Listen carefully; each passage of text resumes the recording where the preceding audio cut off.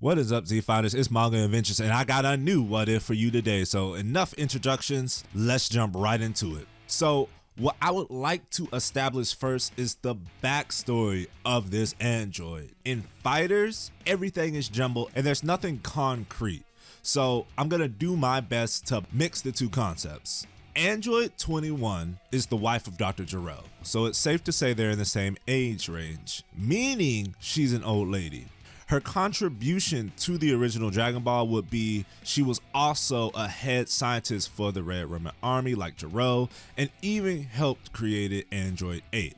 Though the status quo changed when Kid Goku defeated the Red Ribbon Army. Gero was upset that a child destroyed the organization that put him on top of the world, but 21 was more upset that her son had died. Now, he had died years before Goku did anything, but she only found out after the army was gone because she was so preoccupied with her work, so she blames Goku anyway. Wanting revenge and not ready to say goodbye to her son, she begins creating a powerful android that looks exactly like him. Though once she's finished and takes a good look at his face, she couldn't make him a killing machine and program him to be the kind young man she knew he was. But the woman, once again, was so focused on this android that she neglected her own health. Old age catching up with her and died before she could activate 16. Who knows how long she was dead, but eventually Gero would find the body because he wanted to swap ideas for a new bio android he had been thinking of. When he sees her, the first thing he does is gather her remains and use her DNA to recreate her. Now, there's no way to tell why Gero did this, whether it was to keep her alive or test his theory of creating a bio android, so let's leave that to the imagination. Though he only mixes the DNA of Vegeta and Piccolo, the reason for this is because this is a prototype of sorts. He only used the fighters that gave Goku a real challenge after the defeat of the Red Ribbon Army, so that he'll be able to test her out quicker. Frieza isn't included since Gero didn't follow the gang dynamic and stopped observing after the Saiyan saga, leaving him unaware of how powerful he is. This is made clear because he had no idea what a Super Saiyan was, even though Trunks transformed to one on Earth. The only reason his genetics were gathered in the first place was thanks to Gero's supercomputer just gathering every bit of DNA from everyone the Z-Fighters fought.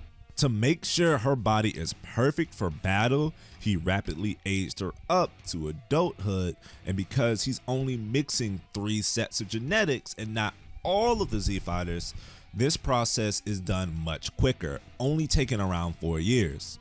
In the meantime, Gero made some improvements to Android 16, like making him even more powerful and programming him to kill Goku just in time for the start of the Android arc. He activates his revived wife in age 767, dubbing her Android 21. Now, her personality would be interesting. Gero would value her intelligence, but nothing else. So he only programmed memories he deemed necessary to her scientific mind.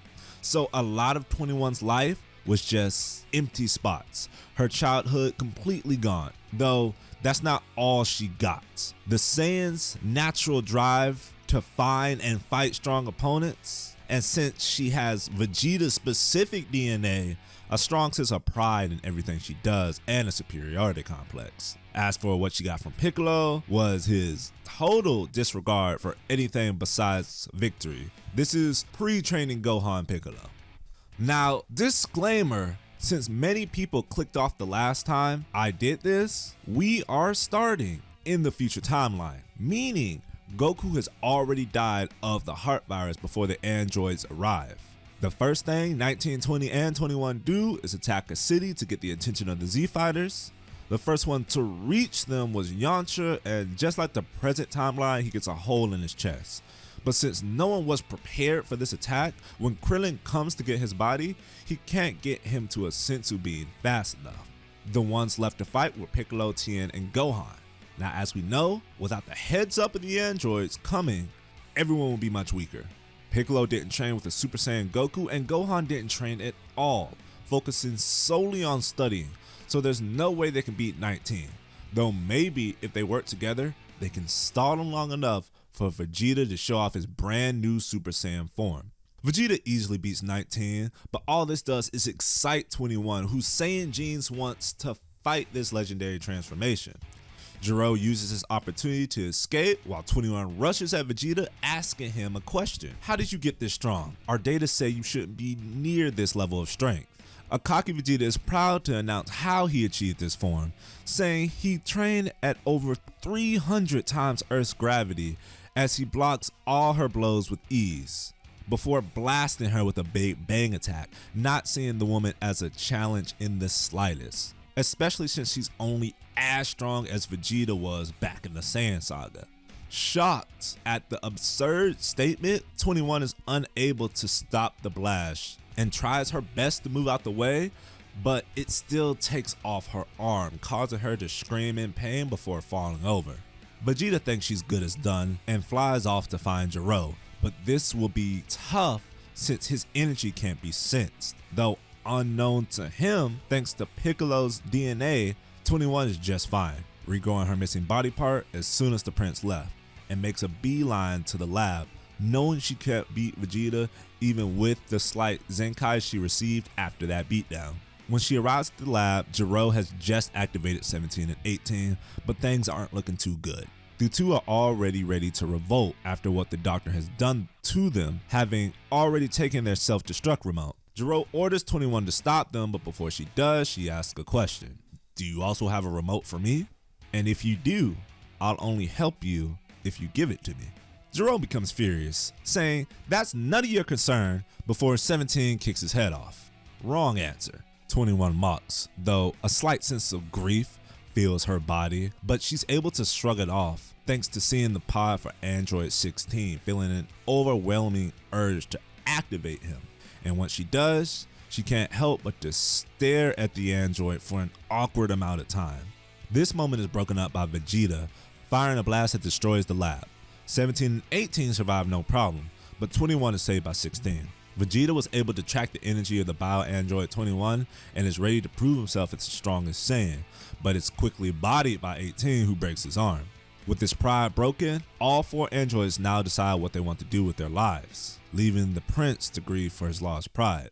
21, or at least the original person that was 21, had nothing to do with kidnapping 17 and 18, so they have no hostilities towards her and just see her as another of Gero's experiments. So since Goku is dead, they're free to do whatever they want. 17 and 18 want to cause some chaos, but 21 has a different goal: to defeat Vegeta herself and learn Super Saiyan. Losing to him so handily hurt her pride, so she heads to her own lab, not Gero's, located on an island similar to what 17 protected in Dragon Ball Super, to start building the gravity room as Vegeta instructed. 16, with no other purpose, follows her as well. Now, it wouldn't take long for her to build the gravity room, since Dr. Briefs only took a week to make Goku's gravity chamber / ship. The only thing that would take a significant amount of time would be actually training in the gravity room. If she is only as strong as Saiyan Saga Vegeta after a single Zenkai, I don't believe she will be able to handle 100 times Earth's gravity. Goku needed to be at 90,000, or at least that's what his last power level was after training, so let's keep it at that. It may have only taken Goku a week to get to this level of power, but 21 doesn't have the luxury to heal instantly with the Senzu beans, so she has to wait and heal naturally. So while she waits to heal, she spends time bonding with 16, exploring the forest on her island, watching the animals, and enjoying nature. When 16 has a question on an animal or asks where one would be, what would it eat, etc., 21 doesn't mind looking up that information. This makes the two of them extremely happy. A proper mother-son relationship is being formed, something their past lives could never achieve. When she's done healing, 16 doesn't mind training with 21 when she gets used to a certain level of gravity, i.e. 100 to 200 then 300. Her growth will be crazy because of this and many other factors. She has Saiyan blood, so she receives Zenkais. She's not a full-blooded Saiyan, so her natural potential would be higher. She's training with a much stronger opponent She's relaxing between training sessions, and this last point would be the reason Vegeta didn't get as strong as Goku even in the time chamber, even though he went in twice, and why Gohan and Trunks in the future timeline never got that strong. Relaxing in between training is essential to significant increases in growth. With all this information, I would say it would take her 17 years for her base to surpass 16.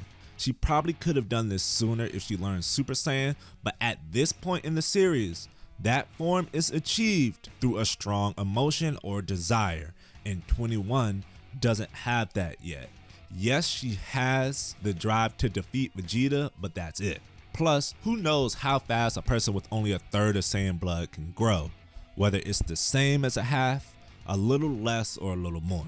With this victory under her belt, she feels ready for her rematch with Vegeta, though when she tracks his ki, all she finds is pre-time travel Trunks, who's on his way to meet the androids. It doesn't take her long to realize he's the son of Vegeta and asks where his father is. Not knowing who the woman is, he explains his father, along with the other Z fighters, are dead. Disappointed that he died so easily, he asks Trunks can he also turn Super Saiyan before charging him, causing the young boy to transform by instinct, though he's no match for 21 even as a Super Saiyan. The battle is ironically similar to that of her and Vegeta's first encounter. She leaves the boy beaten but decides to spare his life, hoping he would rise up and be a challenge one day similar to herself. Trunks asks who they are, and they introduce themselves as Android 21 and 16. The boy is horrified at the thought of more androids before finally passing out. Now, 21 still wants to fight one more person, and that's the one who beat Vegeta in the first place, Android 18. As they look for the two, 16 is disgusted by the loss of life and destruction. They soon find the two blowing up nearby buildings, laughing as they do so. 16 stops them before they can do any more, angering the twins. They ask, how can you be gone for so long only to come and ruin our fun? 16 tells them killing shouldn't be for fun. 17, who doesn't like being told what to do or how to live his life, attacks. But the fight between the two is one-sided to say the least. 16 in canon was as strong as Imperfect Cell after absorbing a few cities. Cell was able to take on both 17 and Piccolo simultaneously, though while Piccolo may have been tired, 17 with infinite energy was not. So future 17 tries his best to fight back, but he knows he needs backup and calls for 18. Before she could help, she gets dropkicked by 21, who tells her she's her opponent. 18 is upset, asking why she's getting in her way, but 21 just responds, you killed the person I was planning to defeat, so to prove I'm at the top of the pecking order, I have to beat you. Simple as that. 18 tries fighting 21, but her overwhelming power leaves her beaten, and 21 once again disappointed. 16 on the other hand doesn't hesitate to destroy 17, who refuses to apologize for his mass slaughtering, saying he'd do it all over again, and once this fight is over, he'll kill twice as much. After 21 sees the destruction of 17, she knows this is what 16 would want and blasts away 18, ending the threat on the future timeline. 16 asks 21 if things can go back to what they were, and 21 tells him humans are resilient creatures. They will rebuild and bounce back from this, but they may need help. This puts a smile on 16's face as they fly back home. Now, Trunks does not know what 21 and 16 are, which is essentially neutral, and perceives them as a threat. So as long as those two are alive, because 21's energy can be sensed, he thinks the future is still in danger, thinking that maybe the androids are teaming up for an even more horrific attack. So he still goes back in time to warn the Z Fighters and give Goku the heart medicine before returning back to the future. Now, he knows how strong 21 is, and since she isn't destroying anything, he doesn't attack, focusing on rebuilding and training. 21, on the other hand, is finding a way to regrow the nature destroyed by the androids, replanting a variety of trees, fruits, and vegetables alongside 16. This goes on for 3 years until Trunks goes back in time to see how the present Z Fighters are doing and if they found a way to defeat the androids. Now, everything that happened in the future timeline happens the exact same as the present one, except Goku is still alive thanks to Trunks. The main difference between these two stories is when the Z Fighters are defeated by 17 and 18 and decide what to do. Instead of training for her rematch against Vegeta with 16 wants to go with 17 and 18 to kill Goku, but he insists that 21 goes with her. 21 is unable to say no to 16 and tags along, wanting nothing more than to get this over with. The trip is them playing around, bonding, 18 and 21 reluctantly trying on clothes, 21 watching 16's love for nature, and 21 talking to 17 about their past, how 17 and 18 were delinquents and they had a rough childhood before being kidnapped by Jiro. They want to live their lives how they want to and not forced to do anything else. When 17 asks what her past was like, she says she doesn't remember, and this actually makes her extremely sad. She only remembers bits and pieces of her life, but she doesn't remember her childhood, why she loves science, etc. From this point on, everything happens per canon. 21 is not strong enough to make a difference in the story right now.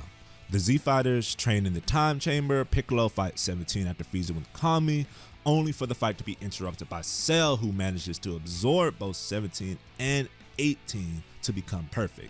21 tried protecting them after traveling together for so long, but she was just too weak, and because her ki could be sensed, she couldn't take them anywhere without being tracked.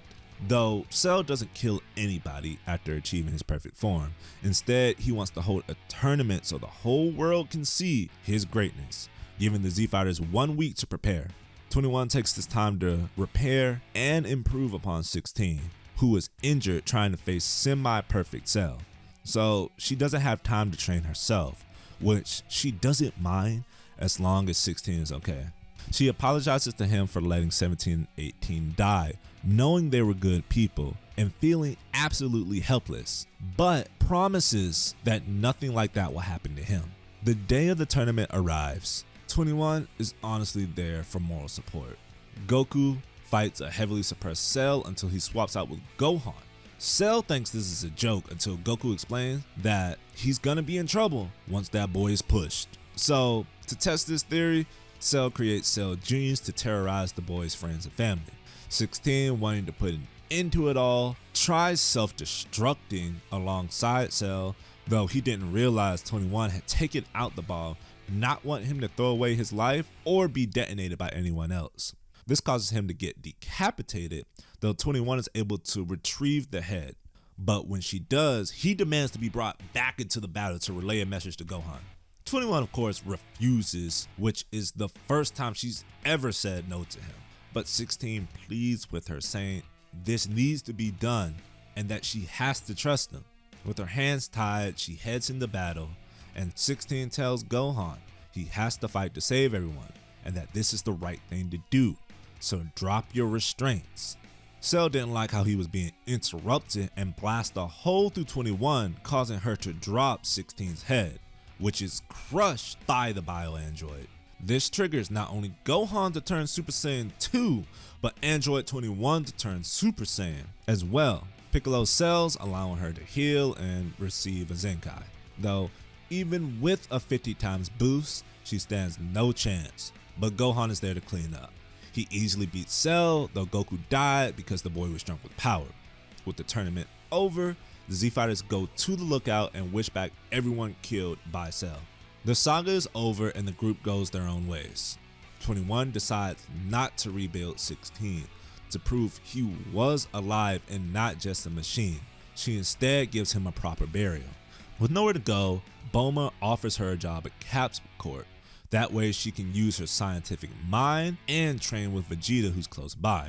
As for Trunks, he heads back to the future with a new mindset on the androids. He finds future 21, whose power level is easy enough to track, and instead of fighting, he asks her a question. What happened to 17 and 18? She answers honestly that she and 16 killed them.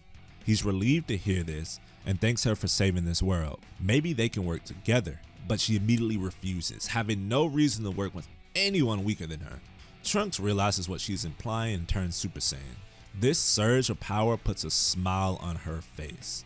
She charges Trunks, who blocks her attack, and the two rapidly exchange blows, the shockwaves scaring away the wildlife and shaking off the leaves in the nearby trees. Even though Trunks has the upper hand in power, all this does is excite 21, who hasn't had a good fight since 16.